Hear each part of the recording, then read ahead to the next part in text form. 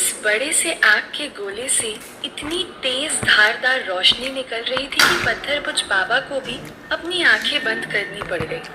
पत्थर भुज बाबा ने अपनी आंखें बंद कर ली थी, लेकिन उनके चेहरे पर एक विजयी मुस्कान तैर रही थी। पत्थर भुज बाबा सालों से जिस घड़ी का इंतजार कर रहे थे, वो घड़ी आ चुकी थी। तभी उस बड़े से आग के गोले ने एक बार फिर संकुचित होना शुरू कर दिया था और देखते ही देखते वो आग का गोला एक छोटे से दिए की लौ जितना हो चुका था। उस बड़े से आग के गोले की अग्नि तो शांत हो चुकी थी, लेकिन एकाएक एक दूसरी अग्नि की तपन का एहसास पत्थर भुज बाबा को अपने शरीर पर हुआ। जब पत्थर भुज बाबा की नजर ऊपर की तरफ गई तो उन्होंने देखा कि उस झोपड़ी की छत जलती आग में भभक रही थी। ये देख बाबा एकदम से चौंक गए कि भयंकर तूफान के बीच में भी इस झोपड़ी की छत जल कैसे रही है। धीरे धीरे उस जलती हुई आग ने उस झोपड़ी की पूरी छत को विलुप्त कर दिया था। जब सिर के ऊपर से छत गायब हुई तो पत्थर भुज बाबा ये देखकर हैरान रह गए। ये आग लगाने वाली कोई और नहीं बल्कि अंगुना ही थी। अपना मेरुदंड अपने हाथ में लिए हुए अंगुना गुस्से में खौल रही थी। तभी अंगुना ने अपने मेरुदंड को झटके से पत्थर भुज बाबा की तरफ किया तो उस मेरुदंड से एक बिजली सी तेज रोशनी निकली जो सीधे पत्थर भुज बाबा से जा टकराई। पत्थर भुज बाबा उस वक्त कावेरी के ऊपर ही लेटे हुए थे। जैसे ही वो बिजली का झटका पत्थर भुज बाबा को लगा, वो उसी कमरे की दीवार से जा टकराए। अंगुना के इस तरह के हमले से पत्थर भुज बाबा बहुत ज्यादा डर गए थे। अंगुना ने अब उसी मेरुदंड से फिर एक प्रहार किया तो इस बार उस मेरुदंड से दो अलग अलग बिजली सी तेज रोशनी निकली। उनमें से एक रोशनी कावेरी से जा टकराई और दूसरी उस बोतल से जा टकराई जिसमें काला साया मौजूद था। जैसे ही वो रोशनी उस बोतल से टकराई, वो बोतल चकनाचूर हो गई। उस बोतल के अंदर का काला साया और कावेरी के अंदर का काला साया दोनों ही आजाद हो चुके थे। ये देख पत्थर भुज बाबा और ज्यादा चौंक गए। अब उन्हें इस बात की चिंता थी, अब आखिर उन शक्तियों की रोशनी कहाँ प्रवेश करेगी। वही वो दोनों काले साए अंगुना को अपने सामने देखकर माफी मांगने लगे। अंगुना, अंगुना हमें माफ कर दो अंगुना। पर अंगुना ने एक ना सुनी। वो मेरुदंड को अपने चेहरे के सामने ले आकर कुछ मंत्रोच्चार करने लगी। मंत्र के समाप्त होते ही अंगुना ने वो मेरुदंड उन काले सायों की तरफ किया। मेरुदंड से दो आग की लपटें निकली और उन आग की लपटों में दोनों काले साए भस्म होने लगे। दोनों उस जलन के मारे जोर जोर से चिल्लाने लगे। दोनों काले साए भस्म हो रहे थे, लेकिन पत्थर भुज बाबा का उन पर बिल्कुल भी ध्यान नहीं था। उनका पूरा ध्यान तो उस जलती लौ के ऊपर था और उन दोनों काले सायों को भस्म करने के बाद अंगुना का पूरा ध्यान अब पत्थर भुज बाबा पर था। लेकिन तभी पत्थर भुज बाबा ने देखा कि वो जलती हुई लौ उस आईने की तरफ बढ़ रही थी। वो लौ उस आईने से टकराकर अब बेहोश कावेरी की तरफ बढ़ने लगी थी। ये देख पत्थर भुज बाबा चकित रह गए। पत्थर भुज बाबा वो सारी शक्तियां किसी और के शरीर में नहीं जाने दे सकते थे। पत्थर भुज बाबा वहां से उठे और उस रोशनी की तरफ भाग कर जाने लगे, लेकिन तभी एक बिजली सी रोशनी फिर पत्थर भुज बाबा से जा टकराई। बाबा फिर से दूर जाकर गिर पड़े। वहीं वो जलती हुई लौ कावेरी की तरफ बढ़ते हुए कावेरी की नाभि में प्रवेश कर गई। ये देखते ही पत्थर भुज बाबा ने अपना सिर पकड़ लिया, लेकिन जैसे ही वो लौ कावेरी के शरीर में प्रवेश हुई, बेहोश कावेरी के शरीर में फिर से एक ऊर्जा का संचार हो गया। धीरे धीरे जब उसकी आंखें खुली तो वो ये देखकर हैरान रह गई कि कपड़े बुरी तरह फटे हुए थे और पत्थर भुज बाबा अर्धनग्न अवस्था में थे। कावेरी सब समझ गई कि उसके साथ क्या क्या हुआ है। वो अपने कपड़े ठीक करते हुए वहां से गांव की तरफ भाग गई। वहीं पत्थर भुज बाबा ने भी जब अंगुना की तरफ देखा तो उसे भी अपनी मौत सामने नजर आ रही थी। उन्होंने भी वहां से भागना ही उचित समझा, लेकिन तब तक अंगुना अपने अगले प्रहार के लिए तैयार हो चुकी थी। अंगुना ने कुछ मंत्र बुदबुदाते हुए मेरुदंड को झटके से पत्थर भुज बाबा की तरफ कर दिया था।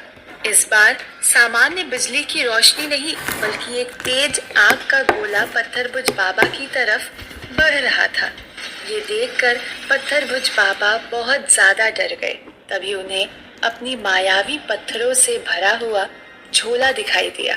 उस आग के गोले को अपनी तरफ बढ़ता हुआ देख पत्थर भुज बाबा ने जोर से अपने झोले की तरफ छलांग लगाई। इस बार अंगुना का वार खाली गया, लेकिन उस आग के गोले से चारों तरफ आग लग चुकी थी। पत्थर भुज बाबा ने अपने झोले को उठाया और अपनी जान बचाकर वहां से भागने लगे। अंगुना ने जब ये देखा तो भागते हुए पत्थर भुज बाबा पर हमला करने लगी। वो लगातार उनके ऊपर आग के गोले बरसा रही थी।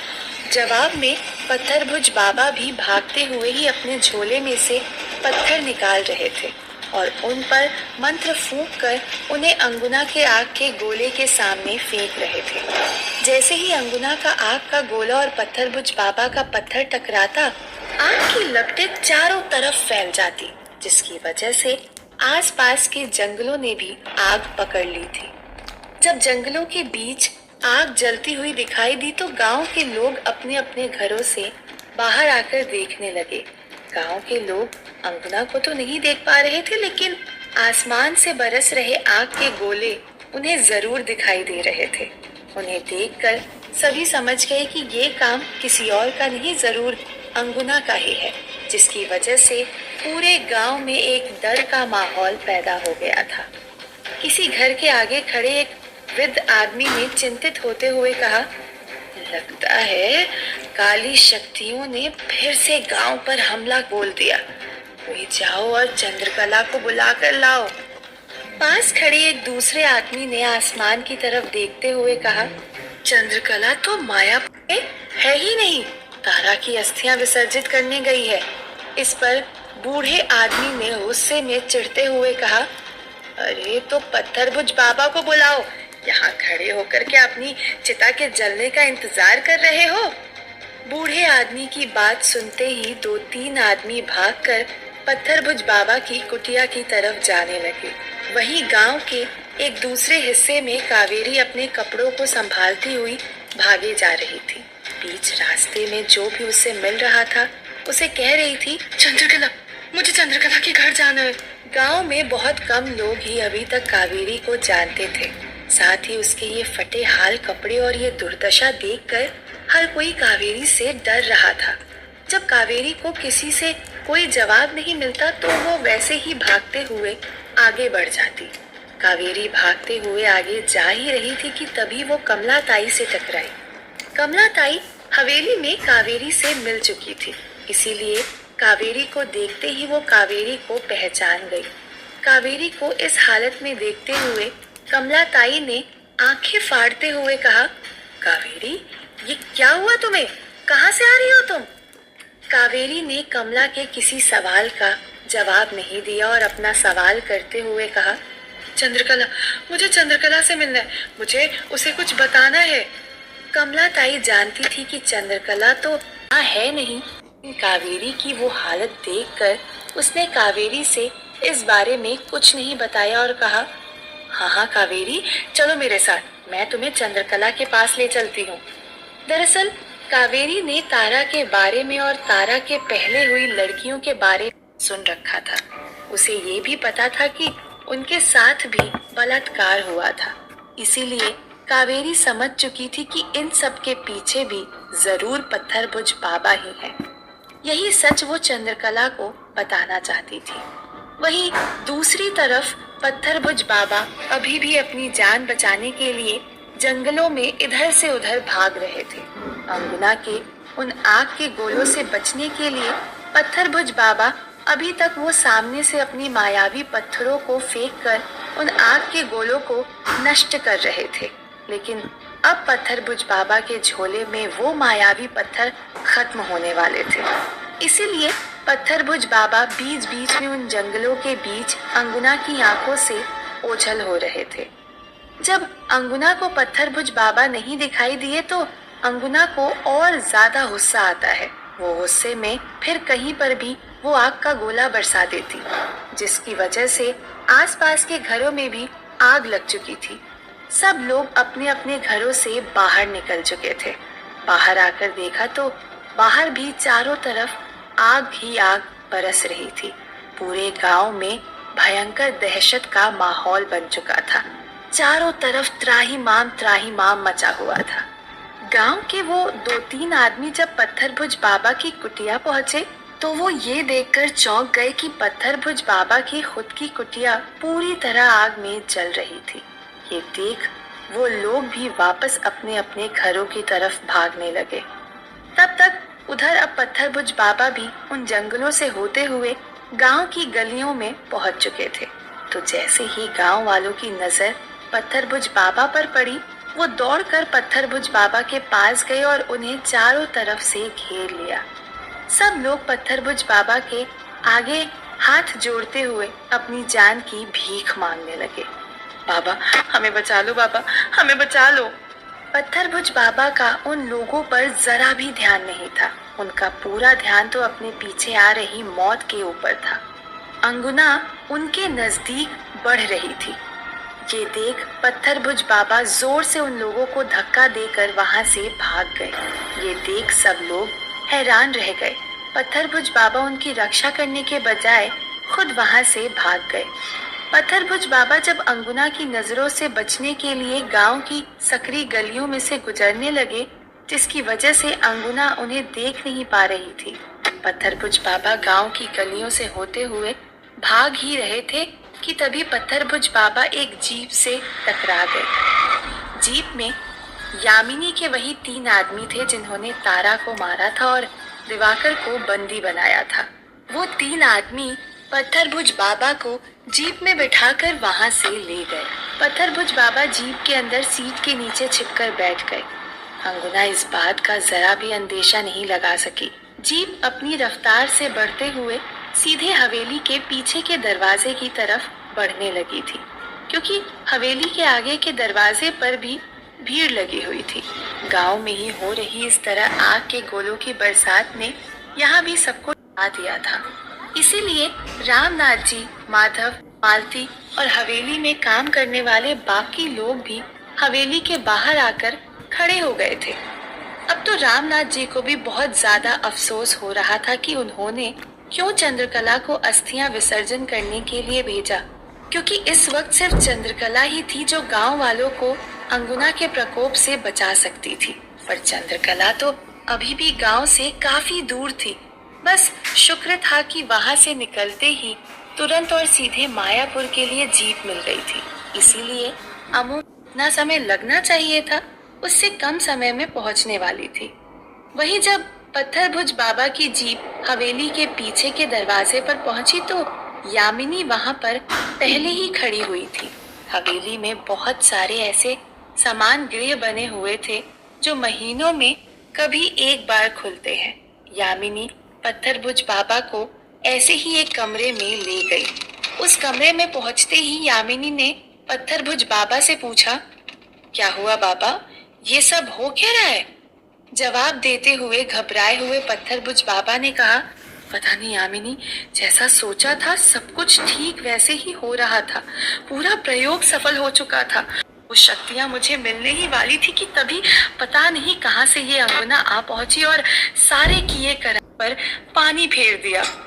ये सुनकर यामिनी ने चिढ़ते हुए कहा, चंद्रकला, मालती, दिवाकर, इन सबको तो मैंने संभाला था, लेकिन कम से कम अंगुना के बारे में तो आपको चेतावनी देनी चाहिए थी।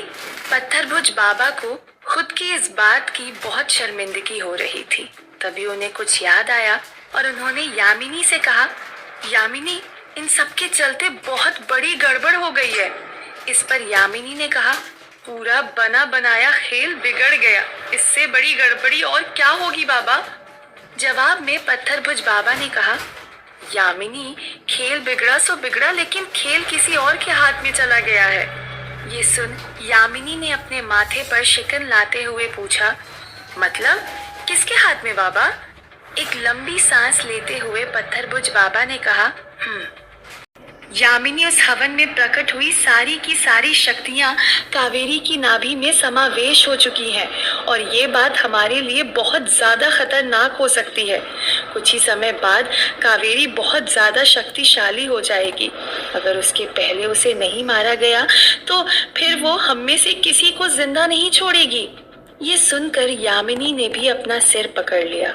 उसे पत्थरभुज बाबा पर बहुत ज्यादा गुस्सा आया, लेकिन वो कुछ नहीं कर पाई। यामिनी उठकर बाहर आई। बाहर आकर देखा तो वो तीनों आदमी अभी भी वहीं पर खड़े हुए थे। यामिनी ने उन तीनों को कावेरी के बारे में बताया और कहा, इससे पहले कि कावेरी ये गांव छोड़कर बाहर जाए, उस कावेरी को खत्म कर दो। और ध्यान रहे, अगर वो जिंदा बची तो तुम नहीं जिंदा बचोगे। ये बात सुनते ही तीनों कावेरी की तलाश में वहां से निकल गए। उधर कमला ताई कावेरी को अपने घर पर ले आई थी। उसने कावेरी को अपने कमरे में सुलाते हुए कहा, तुम थोड़ा आराम कर लो बेटा, मैं जाकर चंद्रकला को बुलाकर लाती हूँ। कमला ताई जानती थी कि चंद्रकला सुबह से पहले नहीं आएगी और कावेरी बहुत ज्यादा दर्द और तकलीफ में है, उसे लेटते ही नींद आ जाएगी। इसीलिए वो कावेरी को सुलाकर बाहर आ गई। उधर गांव में जब अंगुना को पत्थरभुज बाबा दिखाई नहीं दिए तो उसने गांव वालों पर ही हमला बोल दिया। क्या चंद्रकला सही समय पर आकर गांव वालों को अंगुना के प्रकोप से बचा पाएगी? और क्या यामिनी कावेरी को मारने में सफल हो पाएगी?